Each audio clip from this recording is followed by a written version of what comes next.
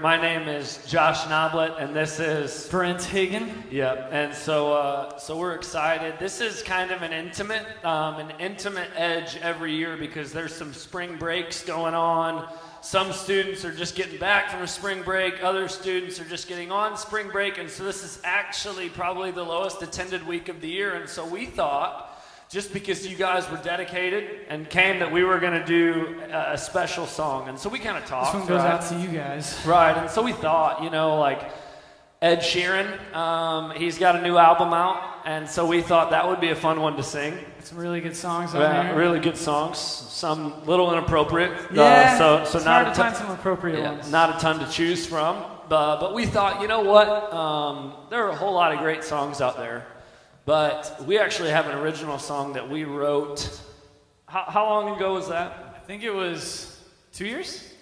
2 years ago. 2 or 3. And I love it so much, and it's appropriate for the time period that we're living in right now, people. And so we thought we'd sing it together. But in order to really kind of understand what the song's about, you guys have to watch this video first, okay? So it's an old video, forgive us, but in order to understand the song, let's direct our attention to the screens.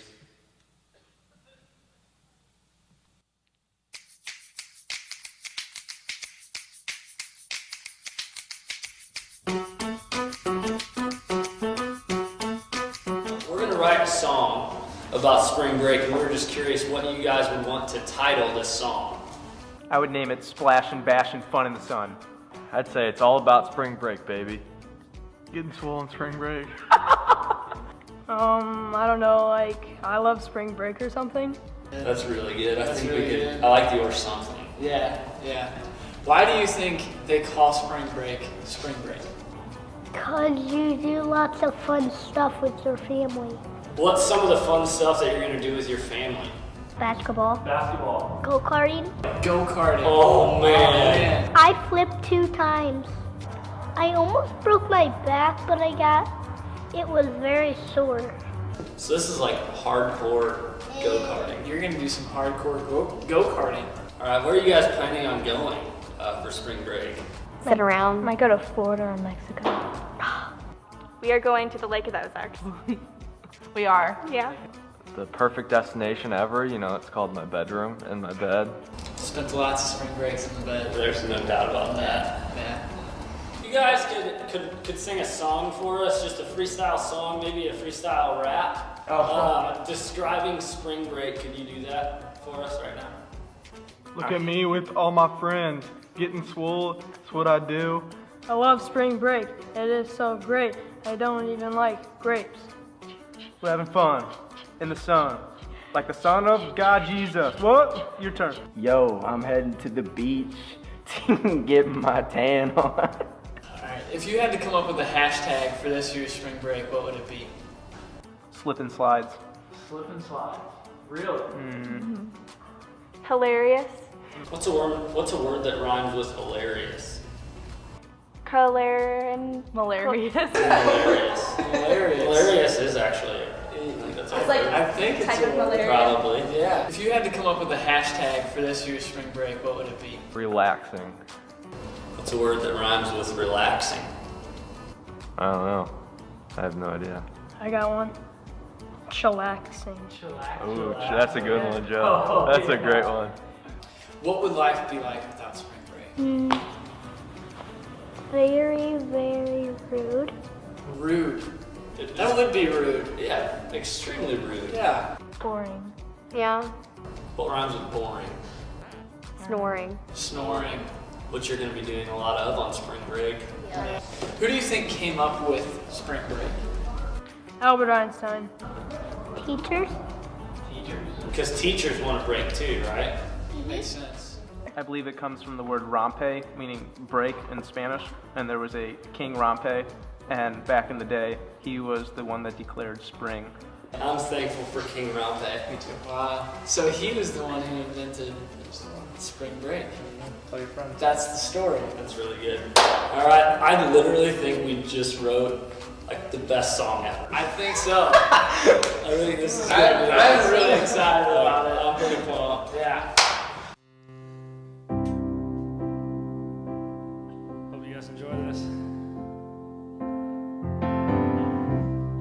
imagine a world without spring break. Yeah, get it, Josh.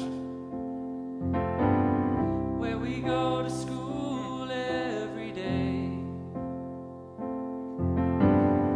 All we do is homework, no time for basketball. I swear King Rampe made his call. Yeah. This is the week where I'm gonna get swole. Here we go. Oh, I love spring break or something. Splash and bash and fun in the sun. Oh, I love spring break or something. If there was no spring break, it'd get really boring. The greatest part would probably be snoring. With no time to tell or just relax. Come on, snow days, why don't you chillax? No riding go-karts at Lake of the Ozarks. We want sleeping size and bedrooms. Yo, I can't wait anymore. It's been long enough. Let's road trip to Florida, old Mexico. Everybody up! I love spring break or something. Splash and bash and flood in the sun. Oh, I love spring break or something. It's all about spring break, baby. The best week of the whole school year. Yes, I love spring break. Okay, I love spring break. This week is great. I'ma break my back, flip a time or two. I love Einstein and I love his brain. I'm glad that dude wasn't so rude. Holla! I love spring break or something. Come on, everybody up on your feet and clap your hands. Clap Come your on. hands. Oh, I love spring break or something. Oh, I love spring break or something. Splash and bash and fun in the sun. Oh, I love spring break or something. It's all about spring break, baby. The best week of the whole school year. Yes, I love spring break.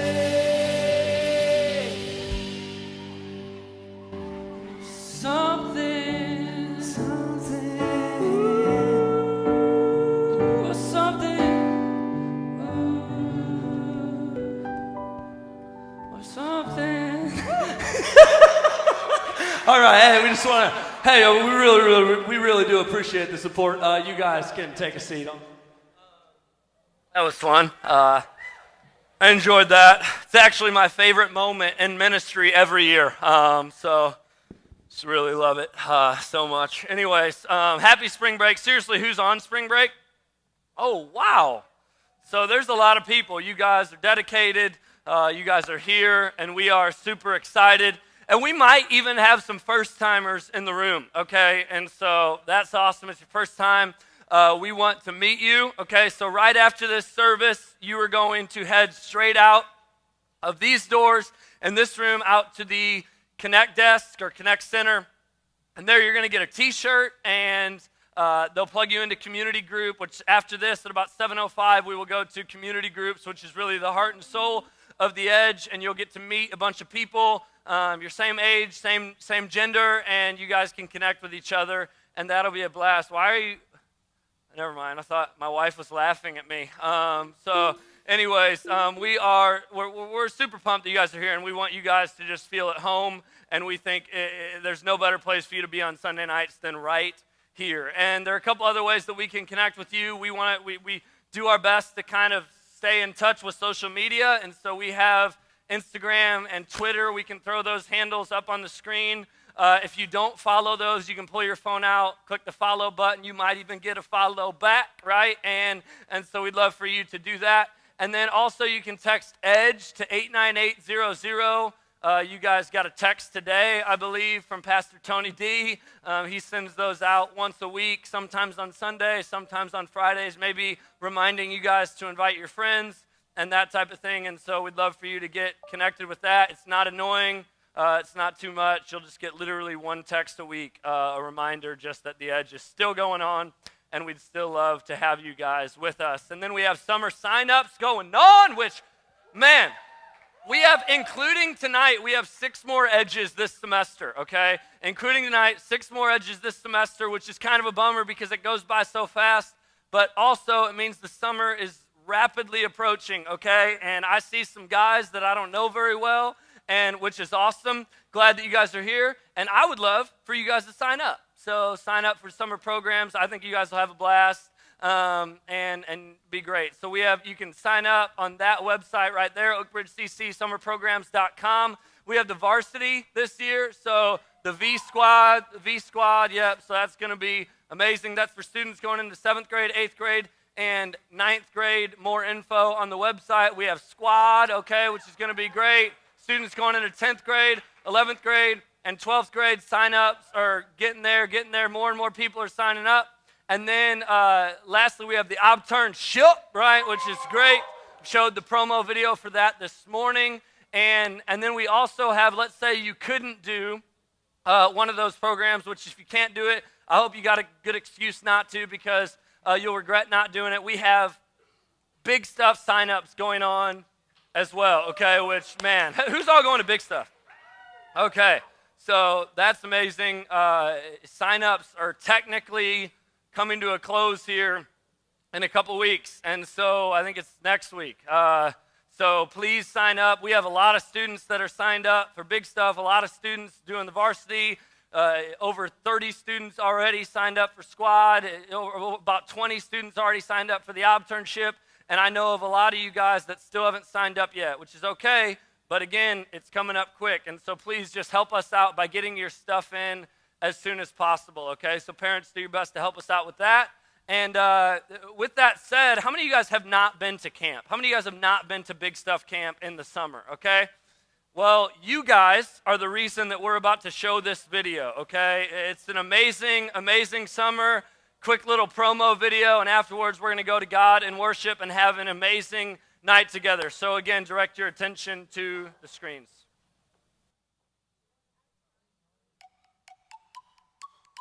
I'll keep it simple. 1,500 students, 4 days, one purpose, worshiping Jesus.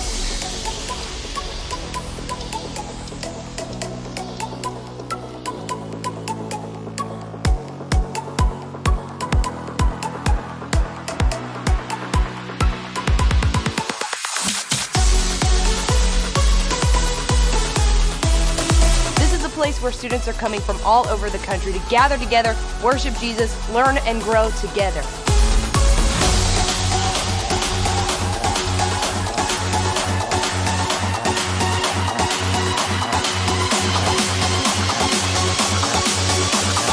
It's our time, we've been waiting for a while.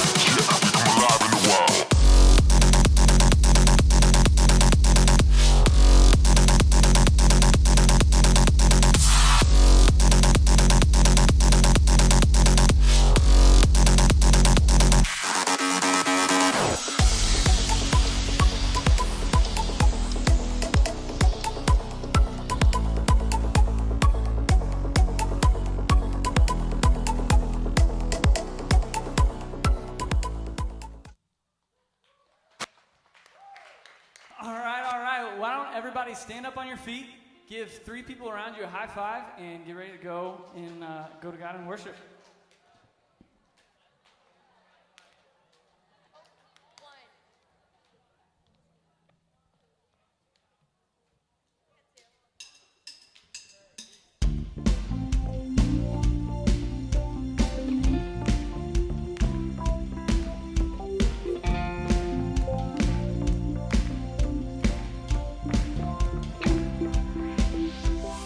Lost with a broken heart. You picked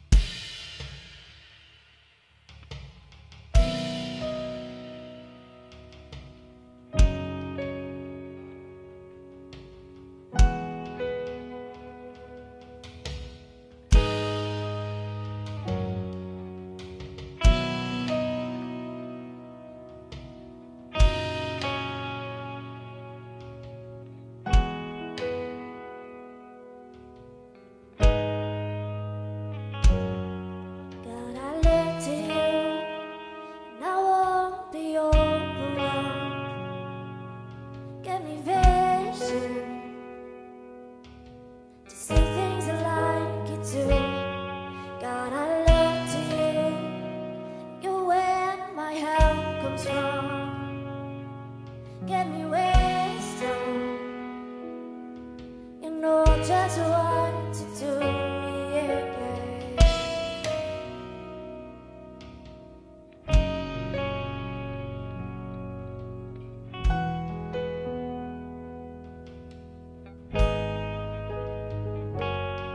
God, I look to you, and I won't be overwhelmed. Give me vision to see things like you do. God, I look to you, and you're where my help comes from. Give me wisdom,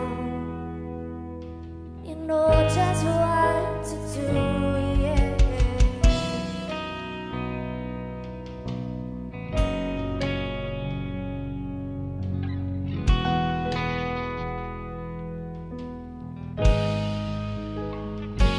And I will love you, Lord, my soul.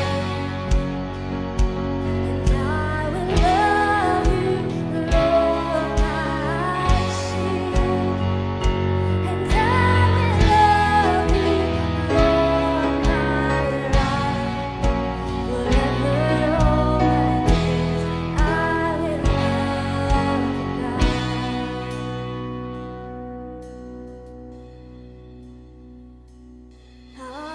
Hallelujah, I gotta praise. Hallelujah, I gotta raise. And hallelujah, I gotta praise. Forever, all my days, hallelujah. Hallelujah, I gotta praise. Hallelujah, I gotta raise. Oh, hallelujah, I gotta praise. Forever, all my days,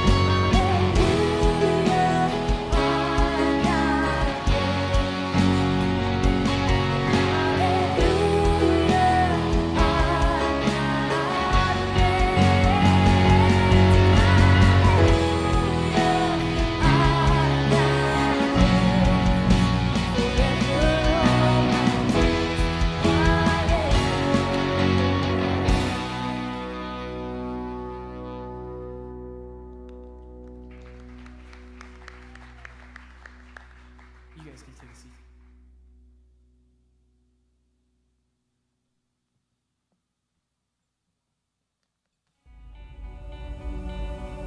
A surprising and welcome event that is not explicable by natural or scientific laws, and is therefore considered to be the work of the divine. Works that can't be done with only human hands, miracles.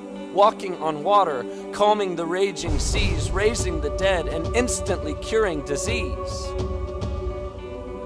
Opening blind eyes to see, causing deaf ears to hear, softening the hardest of hearts and making the gospel become clear, and so many more. Chains broken, lives healed, hope found, sins erased. Why did these events happen, and do miracles still take place? And if they do, what do they mean for you and I? If miracles still happen, how should they impact our lives? All right. right, y'all. Well, welcome again to The Edge. We are excited. We are jumping in to a couple weeks together where we talk about miracles. And each week we're going to talk about a specific miracle of Jesus and really talk about the spiritual lesson and implications that those miracles should have on our lives and the hope that they should bring to us and maybe even impact the way that we live. And really just from the onset of this talk, I want to say that we believe that these miracles are actual events.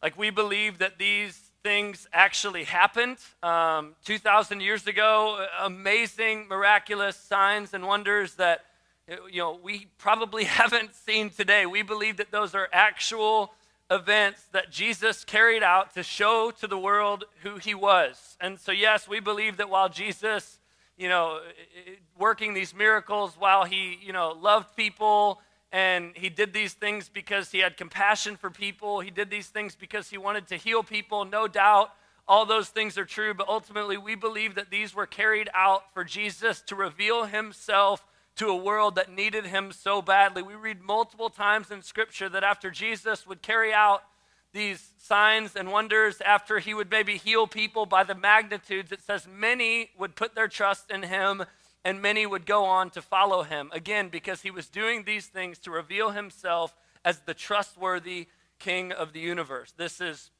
kind of the ultimate purpose for miracles. And some of you are thinking, maybe that's an obvious thing. We're in church. We believe that these miracles actually happened. Well, for a lot of people, it's not that obvious. In fact, there might even be some of us in the room who are thinking, no way. No way did some of these things happen. No way did Jesus literally turn water into wine. That's just an allegorical story that can maybe help us learn a spiritual lesson. No way did Jesus cast out demons into a bunch of pigs. Some of you are like, what are you talking about? Go read it, right? It's kind of crazy. No way did Jesus, again, heal diseases. No way did Jesus raise Lazarus from the dead. No way did Jesus calm storms and walk on the water. No way, not possible, okay? And again, we want to say that we believe that these things actually happened. So these aren't just cute little stories that we're going to be sharing over the next few weeks. We believe that, again, these are actual events. And here's why. If you're a Christian in the room, okay, just a couple of things, basics of the faith that you believe. You believe that Jesus was born of a virgin, okay, miracle, right? You believe that Jesus lived a sinless life, miracle. You believe that Jesus created the world, miracle, right? You believe that Jesus came and predicted that he was going to die and rise from the dead, and then he did it, okay? Miracle. And if that's the case, if that's true, if Jesus literally died and rose from the dead, okay, if that's a legitimate thing, then I think Jesus could walk on the water in which he created, right? I think Jesus could heal the people in whom he loved and in whom he created. So again, we believe that these things actually took place. And will do miracles still take place today? Yes, and I think that it looks a little different now here in the United States of America than it did in Scripture, but miracles, absolutely, we'll say it from the onset, I believe that they still take place, and I believe that the greatest miracle ever is when somebody who is lost becomes found. When somebody who is blind doesn't know who Jesus is at all, when his eyes are open to the beauty and the majesty and to the grace of Jesus, and his life is turned upside down, we believe that that is the greatest miracle ever. Well, I've never seen a miracle. If you're a Christian, think back to the moment that you were saved, and that is the greatest, most awesome miracle than we could ever imagine and drives us to do what we do. We think it is absolutely amazing and powerful, okay? So we believe that miracles still take place. And here is the miracle that we are going to look at tonight. And it's found in Matthew chapter 14, if we can throw that up on the screen. And it says this: When Jesus heard what had happened, he withdrew by boat privately to a solitary place. Hearing of this, the crowds followed him on foot from the towns.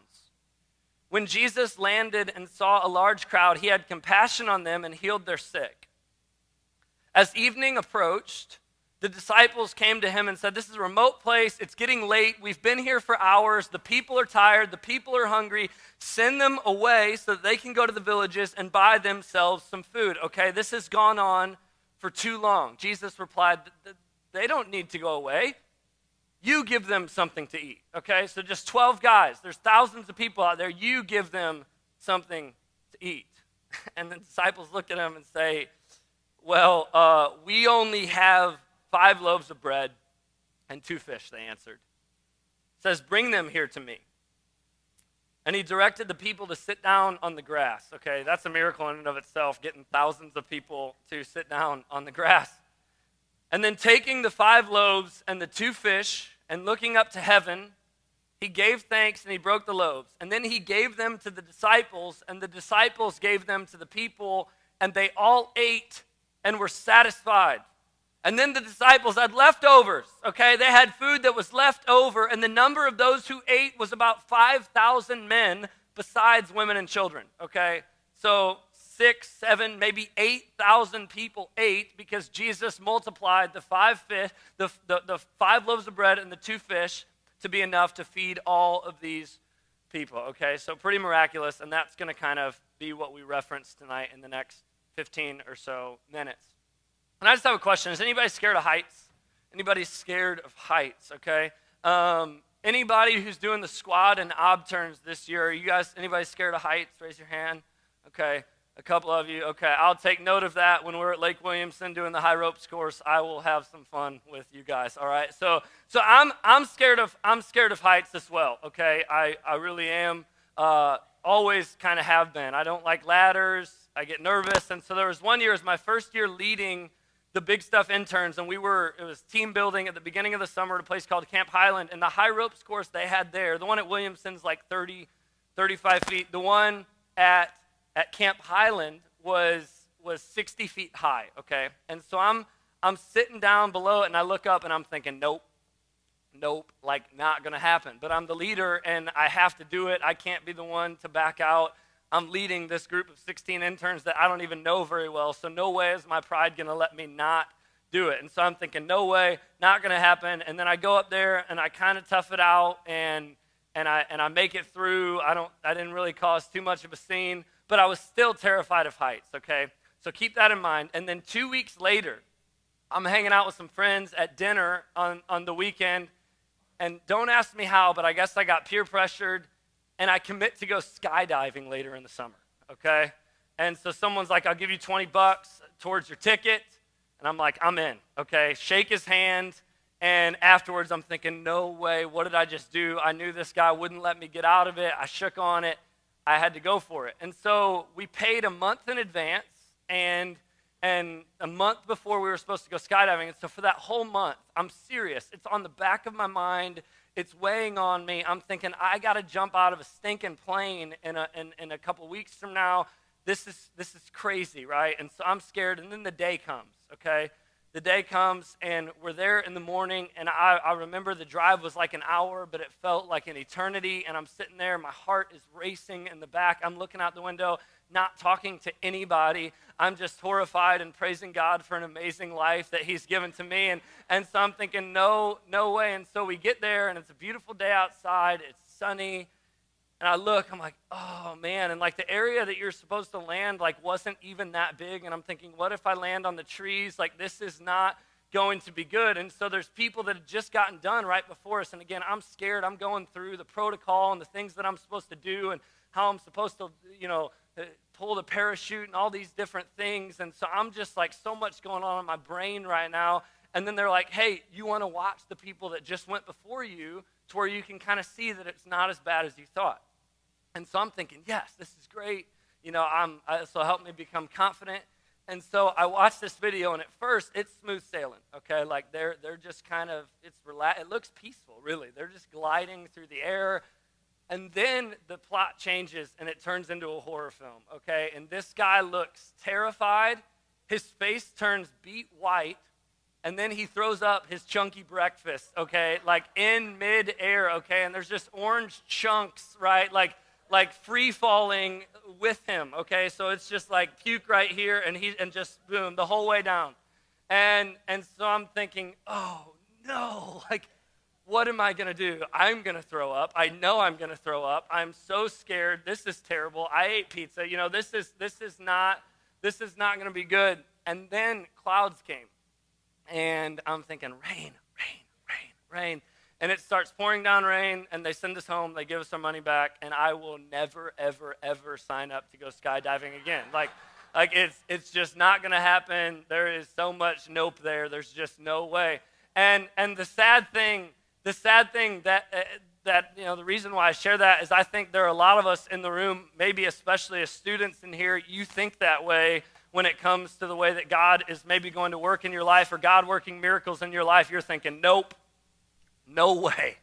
Not going to happen. There is absolutely no chance that God's going to work miracles in and through my life to make a gigantic difference around me. There's no way that I'm going to change my hallways. There's no way that I'm going to influence people. There's no way that God's going to give me the words to say with people who don't know him. There is absolutely no way that God is going to use me in this world and do significant, miraculous, amazing things through me. There is absolutely no way, not a chance.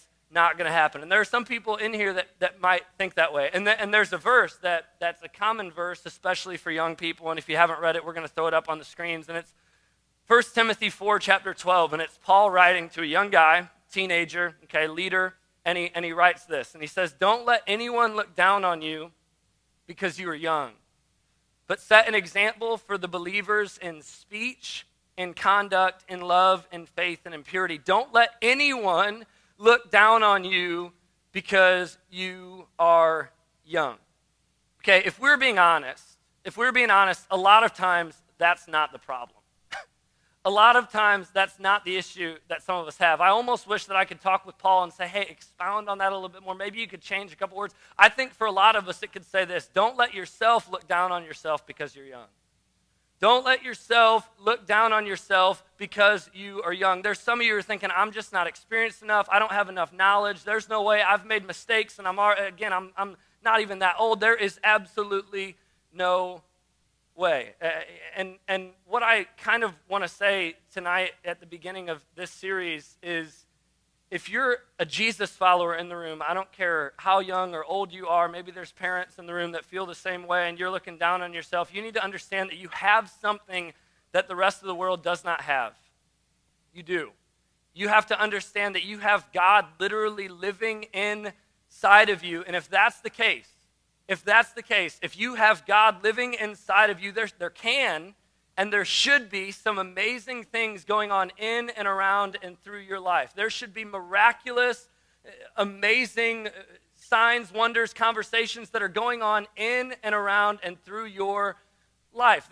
There should be conversations that are being had. There should be grace that's being given. There should be mercy that's being shown. There should be forgiveness that's being granted. There should be people around you that are being impacted by the love of Jesus. There should be works of God going on all around us if we are Jesus followers, because again, we are empowered by this God of miracles. And some of you are maybe saying, I love Jesus and none of that's going on, man. I love Jesus and I haven't seen anything kind of cool and crazy like that ever, okay? Again, first off, look back to the time where you've been saved. Look back to the time where you've had conversations. There have been some amazing things that have gone on in your life. Or maybe you're a parent and you're saying, I haven't felt that. I haven't seen that in years. But what I love about this miracle that we see is there's something that precedes the miracle.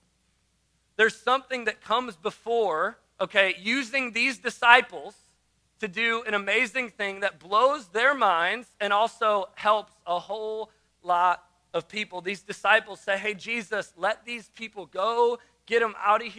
They're hungry. They're tired. Jesus says they don't need to go anywhere. You feed them. You give them something to eat. And they're thinking, Jesus, you better start paying us a little better because it would take us months to come up with the money to feed this amount of people. And then Jesus says essentially, bring me what you can. Bring me what you can. Bring me what you have. Bring me what you can. And then Jesus turns this meal from Red Lobster, okay, one meal, into enough food to feed over 5,000 people. And I think there's a principle wrapped up in this passage that lets us know that if we want to see God do amazing things in and around and through our lives, again, miracles aren't necessarily you going and breathing on somebody and cleansing them from their disease. Miracles aren't necessarily you healing a broken limb, okay? Miracles are simply a work of the divine. A God-sized moment where you look back and say, you know what, there's no way that that could have happened without God in the picture. There's no way that I did that by myself. And I think if we want to see those, we see in this passage that we need to bring to Jesus what we can. We need to bring to Jesus what we can and let him do with it what we can't. Bring to God what you can, student, and let him do with it what you can't. Let him use it to blow your mind and help out a whole lot of people around you. And I think the problem is, for a lot of us, in my life at times, the reason that we don't see God working and doing amazing God-sized things in and around and through our lives is because we aren't giving him anything to work with. We aren't saying, here, take it. It's yours. I'm going to partner with you in this. I'm going to bring you what I can, and I'm going to let you do with it through me what I can't. And I think a lot of times we're holding on to this stuff, maybe even subconsciously. Well, we aren't inviting God into certain areas of our lives. And so what do you have? What do you have that you could offer that maybe you haven't given to God? And I'm not talking about necessarily even serving the church. We're going to talk about that in a couple minutes. What are some things in your life where you haven't said, God, you can take it? What are some gifts in your life that God has given to you that are essentially being wasted because you're saying, these are mine. These are mine. I'm going to do with them what I can. What is it? Athletics? Is it, the way that you do school, your smarts? Is it your leadership maybe with people? Is it the way that you can do art? Is it the way that you write? Is it the way your social skills, the way that you interact with people? What is it? What are some things that you're saying, your talents on computers, whatever it is, what is it that you're holding on to, even subconsciously, that God doesn't, he's saying, look, you haven't given me permission to do with it what I want.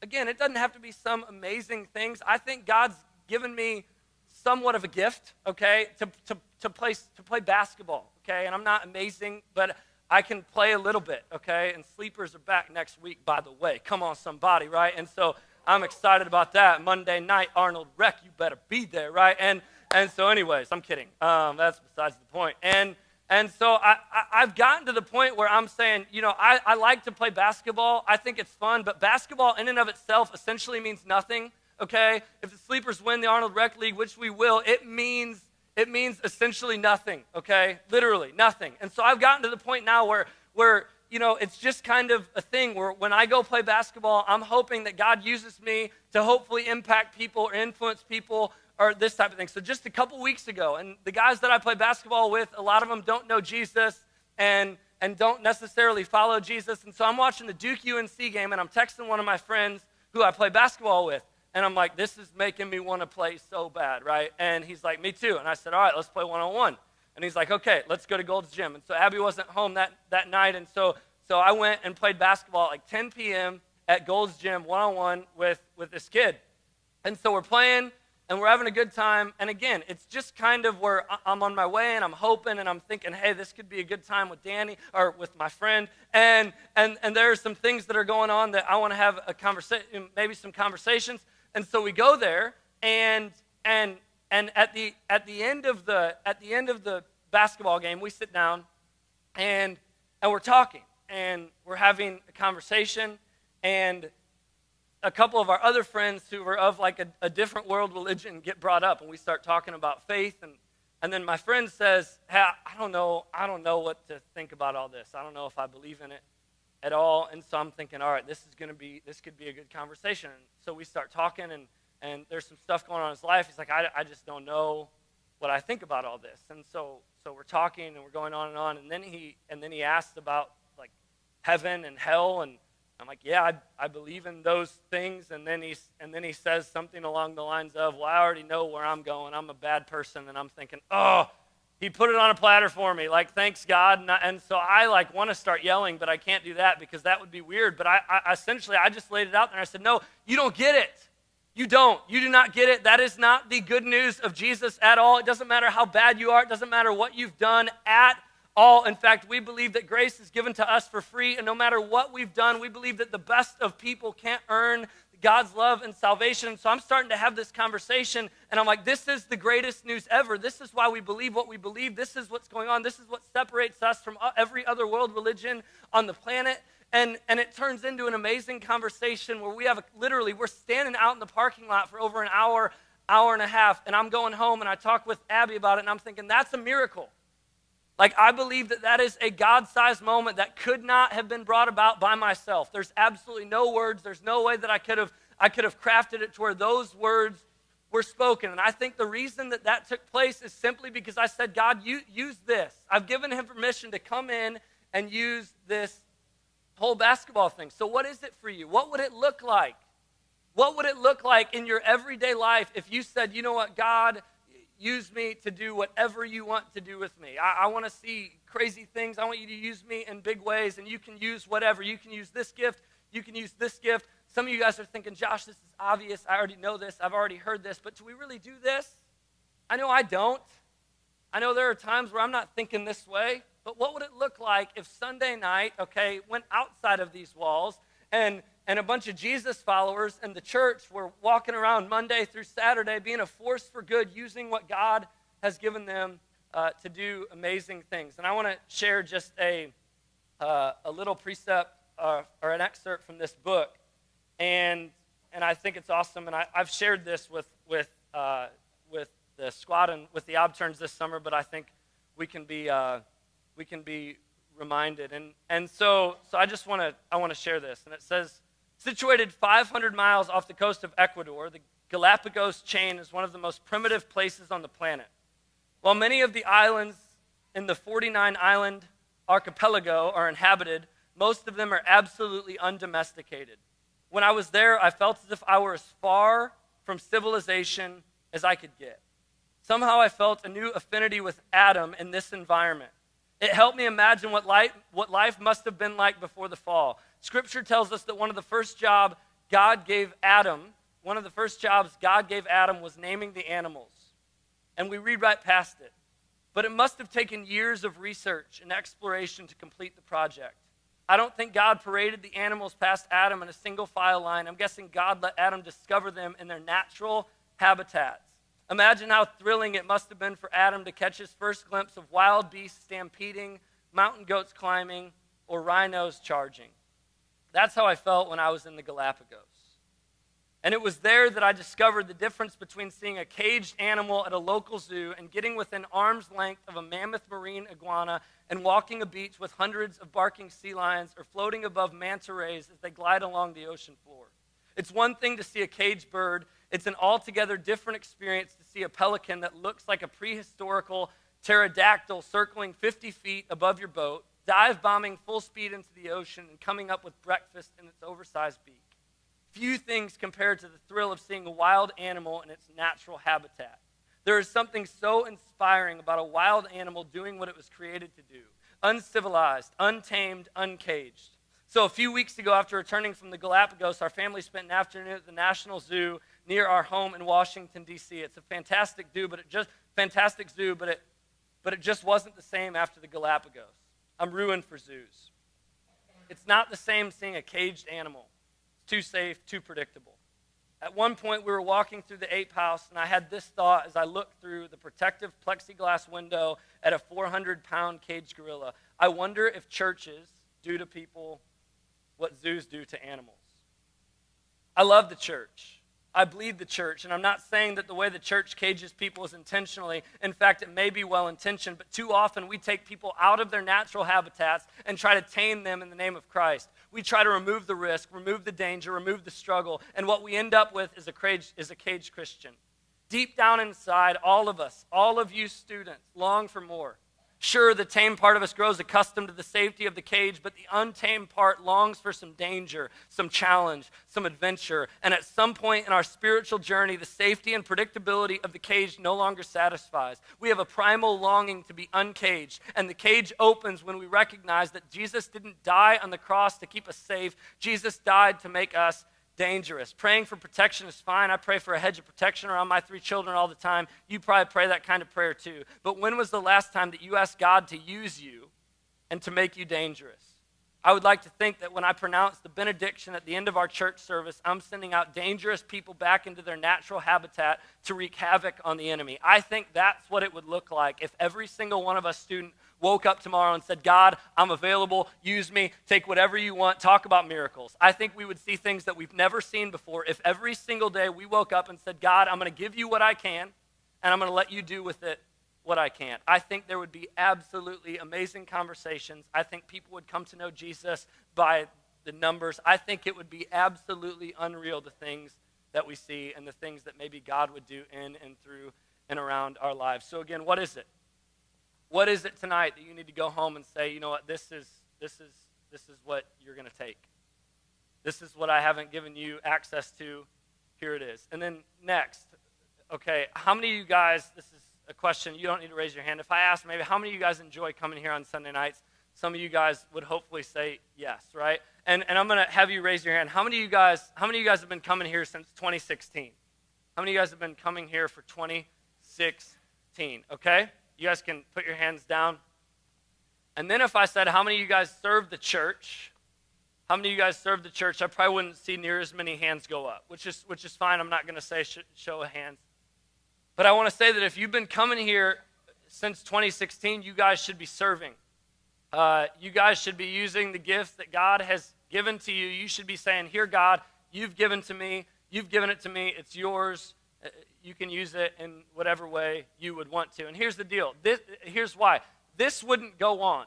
The encounters that maybe you've had in your relationship with Christ that have molded you, that have shaped you, the miracles that have gone on here, and in the relationships that you've formed here, it couldn't happen. It could not happen if numerous amounts of people decided that they were going to use the gifts that God has given to them to serve the church and to build people up. And so I just want to read this passage of Scripture found in 1 Peter 4, verses 10. I'm going to skip the other one. And it says this: each of you should use whatever gift you have received to serve others as faithful stewards of God's grace in its various forms. Okay? It's talking to Christians. So what should you be doing at the church to serve? To use your gifts, to serve the church. Again, and that's just one little verse. I was going to share a passage of Romans where he's talking to the church in Rome. We could go to Ephesians chapter 4, and it talks about how every single one of us should be serving the church. We are the body of Christ, and we do not operate if people are not involved. And so we need to be serving the church. So what is it? What is it? Because here's the deal. I don't think that you're selling God. I don't think that you're just selling God short if you're not serving. I don't. I think there are people around you and in this church that are missing out on some amazing things that God could do in and through your life. And so again, I'm saying, what is it? I remember I was younger in high school, and it was the last thing that I wanted to do, honestly. Okay, and my parents said, you and Matt are going to start hosting kid stuff, okay? And I was nervous, and I was like, this is weird. You know, my dad and Craig did it before us, and I was like, what is this, right? And so we start hosting kid stuff every week, okay? And we're goofing around, and it turned out to where Matt was the serious one, and I would just act like an idiot up on stage for 10 minutes, and people would say, oh, and it was, somewhat embarrassing. There were some moments where I walked off the stage and said, I cannot believe that I just did that. And in fact, those moments still happen. But that happened a lot during the Kid Stuff days. And then people began to kind of speak into my life and said, you guys are doing a decent job at it, right? And so then I started doing skits, and then people started having me do announcements, and then I preached a couple sermons, and then I went down to Big Stuff and led, and I spoke to a bunch of interns on a regular basis. And then I eventually, not in a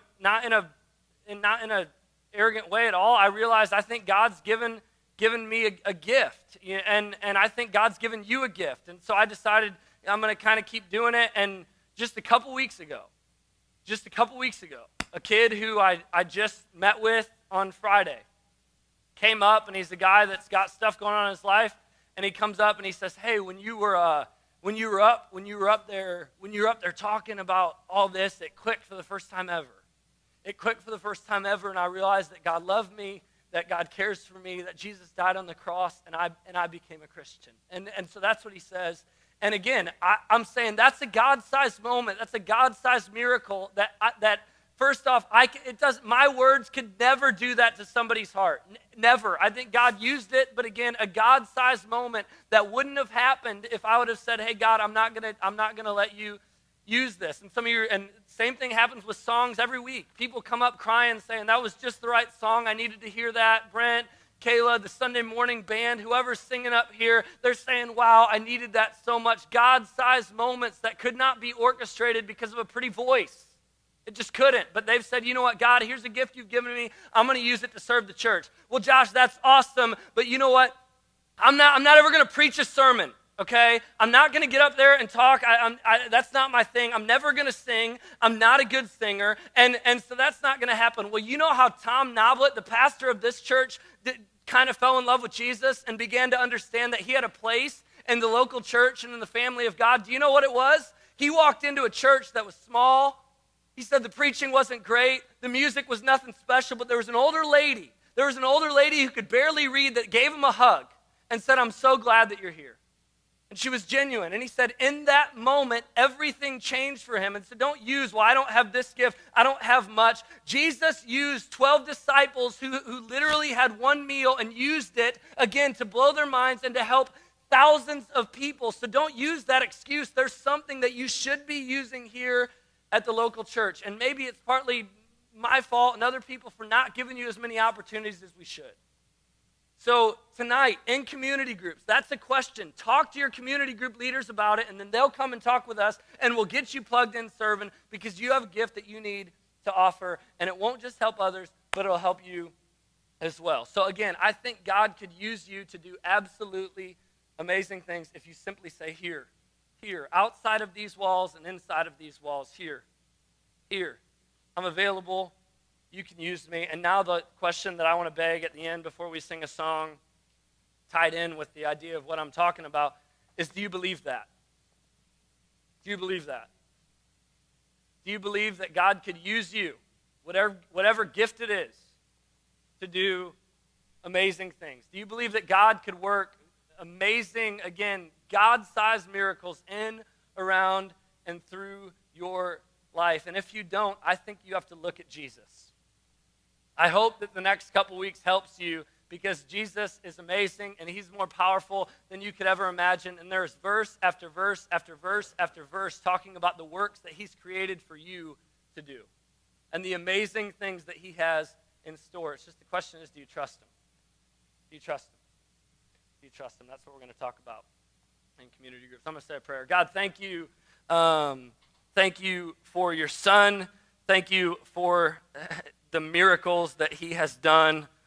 We could talk about it all year. The things that he's done, the things that we read about, the things that he does in and around and through our lives and around our world. But we just thank you that we serve a God who has absolutely no limitations, who has no insufficiencies. There is absolutely nothing that is impossible for you. And so, God, I just pray that we can have some faith in that.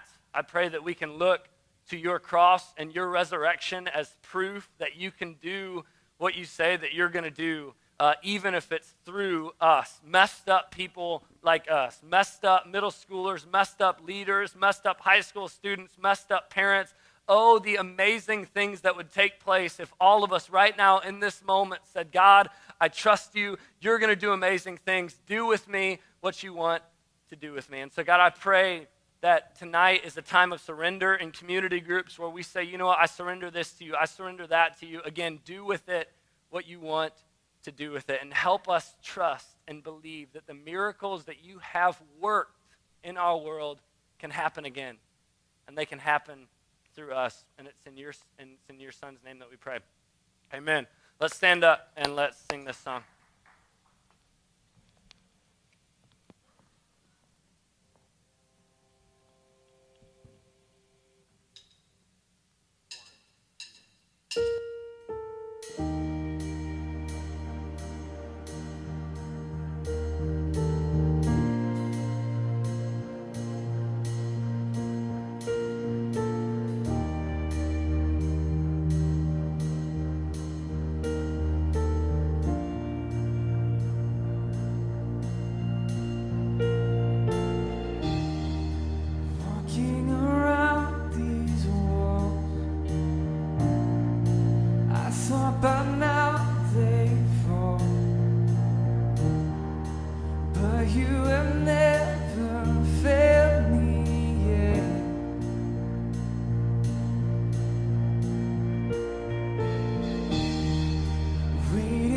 no change to come, knowing the battle's won, for you have never failed me yet.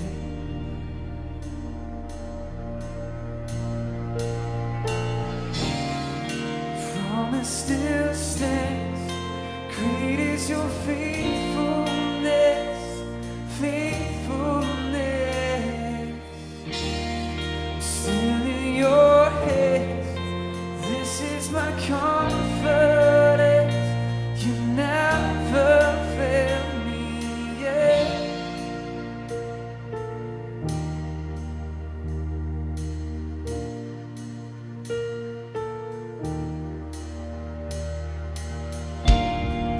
I know the night won't last, your word will come to pass. My heart will sing your praise again.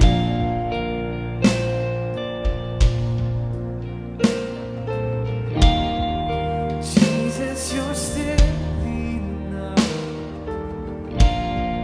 Keep me within your love. My heart will sing your praise again.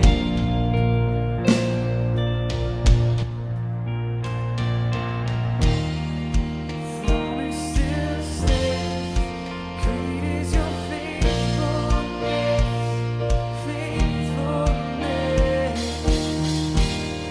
Still in your hands, this is my confidence, you never fail. Promise still stands, great is your faithfulness, faithfulness. Still in your hands, this is my confidence, you never fail me yet.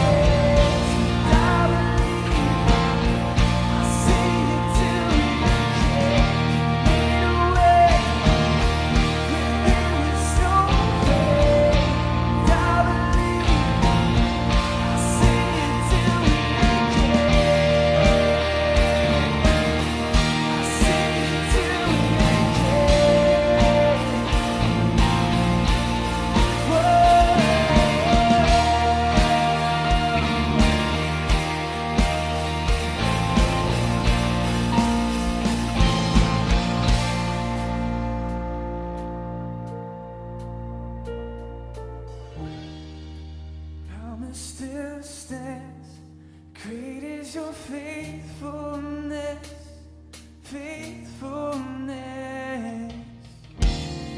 Still in your hands, this is my confidence, you never fail.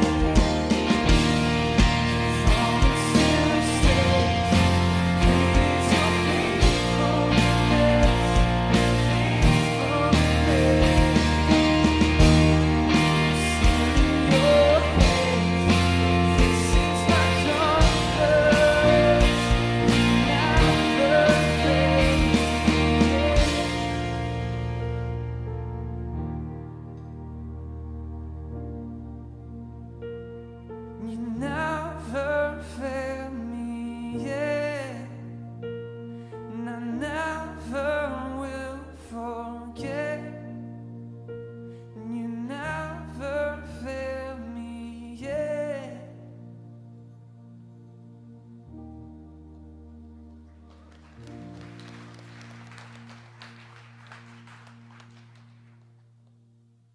So what are you going to bring?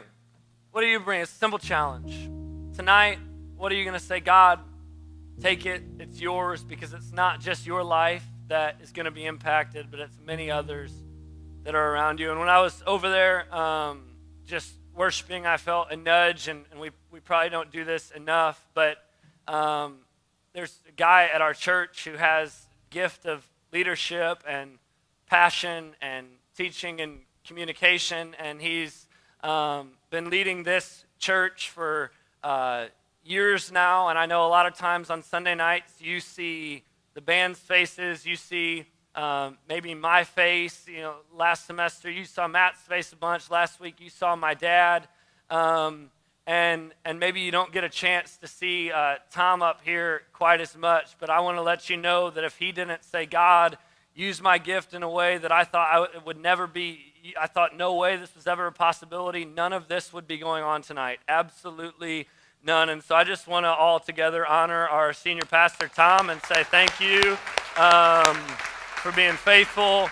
And it's just awesome, and I'm so grateful, because again, this would not be in existence if it weren't for his leadership and guidance and him saying, God, use me in whatever way possible. And so if it's your first time, head on out to the Connect desk and enjoy your time in community groups.